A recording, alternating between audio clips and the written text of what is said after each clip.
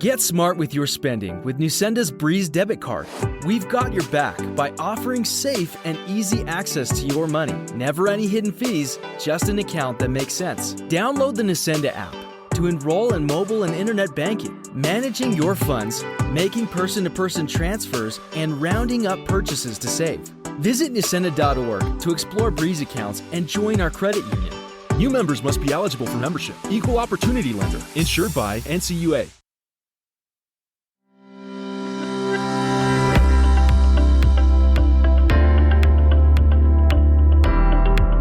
Good day, folks, and welcome to another edition of Inside Santa Fe Public Schools podcast. I am Joe Abeta, and I'm coming to you live from EJ Martinez and also Chaparral. And today we have Erica Martinez-Maestas, the principal at Chaparral, and Angelique Armijo, the principal of EJ Martinez. Welcome. How you guys doing today? Doing well. Thank you for having us. Doing well. Excited. It's the last day of school. I was going to say, we're here on the last day of school. As I was walking in, I saw you guys out there wishing all your students a fun and safe summer. That must be really cool. Yeah, I would say so. I mean, I think it's it's always a good feeling to go through the whole year and you have you're tying up your year by saying goodbye to your students, see you next year. But I think this year's exceptionally special because we're sharing a campus with Chaparral. Yeah. What year, and Erica, we'll get to you, but I was going to, Angelique, what year is this for you as far as a principal? In total, including assistant principal years, it's 6. Okay. And my 3rd year here at EJ Martinez. That's awesome. Erica, how about you? How was it for you on the last day of school here? I think it was great. It was nice to see the families, nice to give the kids a good send-off for the summer and wish them well. And it was a great day. What school year is this for you as principal? This is my 6th year as a principal and 6th year at Chaparral. Awesome. And it's always exciting, right, that you've gotten through a whole year, that you're, and especially this year. And that's why we're here, because I wanted to kind of come and see, how did the first year go of sharing a campus, of being in a campus together. I know that the parents of EJ, and I'm sure of Chaparral too, were like, how is this all going to work? So I guess my biggest question to you is, what made it work? I would say first we spent some good time planning in the last spring to figure out some of the logistical things. Yeah. And we tried to think of everything we could. Obviously, we couldn't think of everything, but we worked hard to pre-plan to work out those, or to pre-plan some of those kinks and things like that. Yeah. Angelique, what was it like with the parents? I'm sure they were like a little bit uneased at the beginning. What put them at ease? What was it that you guys did to put the parents at ease that in their new home? I think temporary home, may I say? Temporary home. Yes. I think that we had some really good communication with our community as we were closing up at our old campus.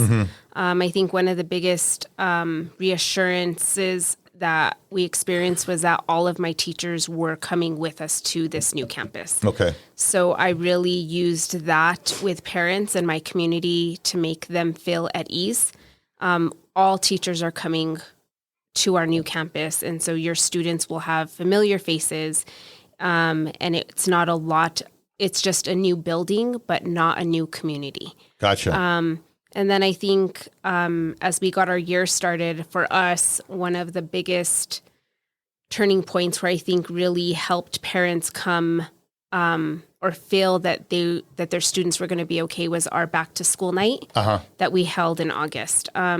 I had a lot of positive feedback. A lot of parents say like, wow, I can't believe this is all happening, but your teachers and you have done a phenomenal job of making it feel like home. What was the one, what do you think was the primary? And also, Erica, we'll get into you on this. I'll get you this question too. But Angelique, what was the biggest concern from your community? I think my biggest concern from my community is how logistically it would all work. Yeah. How would there be a lot of crossover? Would there be a lot of, like, how do you put 2 schools in one campus without crossing over? What will lunch look like? What will recess look like? Those types of things. I think so logistically, And even with the building, like dividing it up, how is that going to look? Was that also your parents too? Were they coming to you about that same stuff? Yes. Okay. Yes. Yeah. Yeah, they were. And, I think just moving, right? The instability just with any move can create that unstable platform, which can be scary for parents for sure. Yeah. How about you, Erica? What about your community, the Chaparral community? I would say their biggest concerns in the spring were security. They were concerned about like, how will we know which people were on campus and how do we move between the campuses and how do people move? Yeah. And then space. I think it was a challenge for all of us to imagine how we could move our school into half the school because we were so spread out in the building. Yeah. And it's a big building, too. It's a big building. Yeah. And once we reassured them, actually, this is how much space we need and we have it and we'll work it out, I think they felt much more comfortable. Yeah. We also talked a lot about how once we were closer together, that actually might create a better sense of community. Yeah. Because we're right next door to each other and we're going to be seeing each other constantly as a Chaparral community versus being so spread out. Before we had teachers pretty far away from each other, so maybe kinder and sixth would not see each other. The teachers would not see each other. So, and I think that really has happened down on our side of the building, that our community has become stronger and parents have gotten to know every teacher better, and teachers have gotten to know our families better. It's funny how intimacy sometimes could make things a little bit more. People will build a stronger sense of community, right? That they're able to say, hey, I know you. And then the little ones see the older ones and they aspire to be, I can't wait till I get to that grade, that type of thing. So that's great. That's great. Was there a type of, did you guys do any kind of like neighbor bonding or anything like that with far as the kids go? Well, I would say we kept the kids pretty separate most of the year. There were a couple cool opportunities. One, Girls on the Run was a joint team, and I think that worked really well, and the kids got to know each other in an organic way. Our wrestling team was a joint wrestling team. I think that was a cool way to combine. And then today, which was a perfect opportunity on the last day of school, we had all our students were out, and probably about half of EJ maybe or something was out. There were a lot of kids on the playground, and it was beautiful. Like everyone was just kind of doing their thing. Kids were playing. Some kids were talking to each other. Others were just playing with their friends. And so that was really neat for me to see how it would work. That's great. Or how it could work. Angelique? Yeah. I mean, I think Erica's right. Campuses stayed pretty separate for the most part. Yeah. I think Erica and I both really worked hard at taking it in stride and also really having our teachers get to know one another. Yeah. So we did a lot of faculty bonding, I would say, by making sure that we appreciated each other on different occasions. And there was some like cross collaboration with some of her teachers and my teachers. Oh, that's awesome. I think the PLCs with the district also had a hand in that. So that way they got to know each other a little bit more and want to collaborate. But I think that now that we've gotten our feet on the ground with a full year under our belt, I think there's definitely more opportunity for us to do some bigger events that might bring both communities together. And so I'm looking forward to that this coming year, of at least doing one or two events sometime in the fall and one at the end of the year that will bring both communities together in a bigger way. Yeah, I got to say, I mean, even from the ground up, you guys were one of my first gigs, if you will, coming onto the district at the beginning of the year, where we did like we had to teach the parents how we're going to do parent pickup. And that's always just kind of a big thing you got to figure out, right? And it's funny, coming in today on the last day of school, it was very smooth, you know, and I know it didn't take long. But parents, they learned, they got it, and now parent pickup is just kind of it's a routine for them. Which you guys were thinking about everything at the beginning, which I commend you on that because you had a lot of other stuff to worry about too. But those little things that you guys thought of really came in big in the end. And I think those little things really helped the families, right? Yeah. To assure them that we were trying to figure everything out. We wanted it to be a smooth transition, a smooth integration, that we both cared about our families, wanted them to do well. Those kinds of things, I think, really showed both school communities, like, we've got you. We're covering you. You're good. We're thinking of those things. We know you need to get to work quickly. Yeah. We know you need to pick up quickly, and those kinds of things. Yeah. Yeah. Right. And I think, we definitely continued the reminders throughout the school year. And I know specifically parent pickup and drop off was one of our topics. I think that Erica and I continuously communicated on. Just FYI, this is going on. FYI, this happened. Can you remind your parents, or whatever it may be? And I think so the reminders were also just helpful for families to continue that, a smooth transition throughout the school year. So Angelique, now you guys are focused, you're working, you're doing your principal gig, and then you're also keeping an eye out on the progress of the remodel, right, of the school, Yes. correct? So you do that and you give updates to your parents, because I'm sure they're wondering, that's probably a question you're always getting. Hey, so when are we planning on? And I know as construction goes on, it takes time and all that stuff.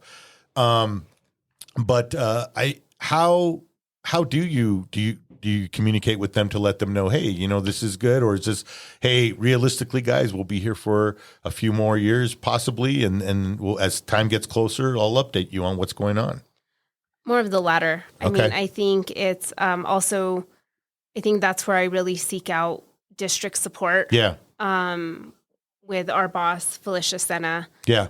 Of updating our community appropriately and also speaking to all the parties that are involved Yeah. about the progress. Yeah. And really just being as honest as possible with my community. Yeah. And, which is the honest truth, is that we're just moving through the year Yeah. as we need to. And I will update them as soon as I have, appropriate information to give them. Yeah. And as I have learned through this process, everything is a process. Yeah.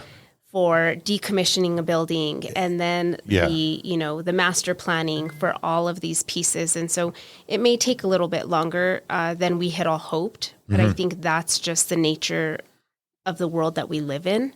And so it's about patience and also settling in to do the best job that we can do, because ultimately we're here to serve children. Awesome. So next year comes, what are you guys planning on as far as, now that you're all settled in now, is it going to be just business as usual going into this next year? I would say in a lot of ways, I would anticipate it would be. Okay. I think that's how you start every year. Like, there's so many things. I know we have lots of systems in place. I know EJ has lots of systems in place that will continue. You start the new year, and we've both been in education for a long time, so we're used to the ebbs and flows of you go home for the summer, you have a little break, you come back and get back into the routine of things. Now we've lived this experience, so now I think we kind of know where to cross into each other's spaces and invite each other to different things, or we're more comfortable with each other. So I think there's lots of room to grow and lots of opportunities. Yeah, definitely. Yeah, I agree 100%. I think that it will be business as usual, to get back into the swing of things. But I do think now, because we've lived the whole year, we're able to now really collaborate a little bit further. Yeah. And create some probably new traditions, maybe. If the opportunity arises, right? Like something at the beginning of the year that would bring communities together or classrooms together. Yeah. So I do think that there's definitely a lot of opportunity for collaboration and growth between both campuses. Well, that's great. That's great. Well, thank you both for coming on today on the podcast. Thank you for giving us the information, and congratulations. Thank you. And have a great summer. Yeah. Thanks. Thank you. Thanks for having us. Yes. Thanks for having us. Yeah, thank you. Erica Martinez-Maestas, the principal of Chaparral, and Angelique Armijo, EJ Martinez principal. I want to thank them for joining us. Thank you for joining us today, folks. Have a safe week. Have a great week. Adios.